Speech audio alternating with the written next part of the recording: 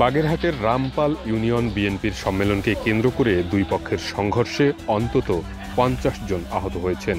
সোমবার বিকেল ৪টা থেকে সন্ধ্যা পর্যন্ত কয়েক দফায় এই সংঘর্ষের ঘটনা ঘটে। এ সময় প্রতিপক্ষের লোকজনকে মারধরের পাশাপাশি বাজারের অন্তত ২০টি ব্যবসা প্রতিষ্ঠান এবং পাশের কয়েকটি বাড়িঘর ভাঙচুরের ঘটনা ঘটেছে। পুলিশ পরিস্থিতি নিয়ন্ত্রণ করলেও এলাকায় থমথমে পরিবেশ বিরাজ করছে। ওই এলাকার বাসিন্দারা জানান, রামপাল উপজেলার মল্লিকেরবের ইউনিয়ন বিএনপির সম্মেলনকে কেন্দ্র করে কয়েক মাস ধরে দুই সভাপতি প্রার্থী ও তার সমর্থকদের মধ্যে উত্তেজনা চলছিল। বিভিন্ন সময় উভয় পক্ষের নেতাকর্মীদের মধ্যে হামলা ও সংঘর্ষের ঘটনাও ঘটেছে।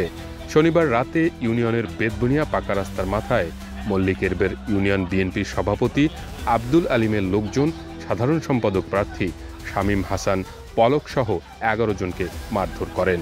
এর প্রতিবাদে ৩ আগস্ট রোববার বিকেলে আব্দুল আলিমের প্রতিদ্বন্দ্বী সভাপতি প্রার্থী সাজারুল ইসলাম সাজু ও সাধারণ সম্পাদক প্রার্থী শামীম হাসান পলকের সমর্থকেরা মানববন্ধন কর্মসূচি পালনের জন্য জড়ো হন। এ সময় আব্দুল আলিম হাওলাদারের লোকজন অতর্কিতে হামলা চালায়। এতে সভাপতি প্রার্থী সাজারুল ইসলাম সাজু সহ বেশ কয়েকজন গুরুতর আহত হন।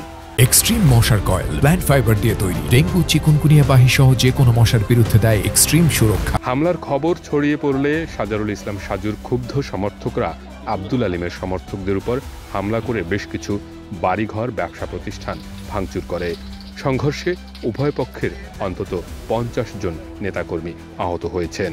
এ ঘটনায় পরিস্থিতি নিয়ন্ত্রণে নিয়েছে পুলিশ, তবে এলাকায় এখনও থমথমে অবস্থা বিরাজ করছে।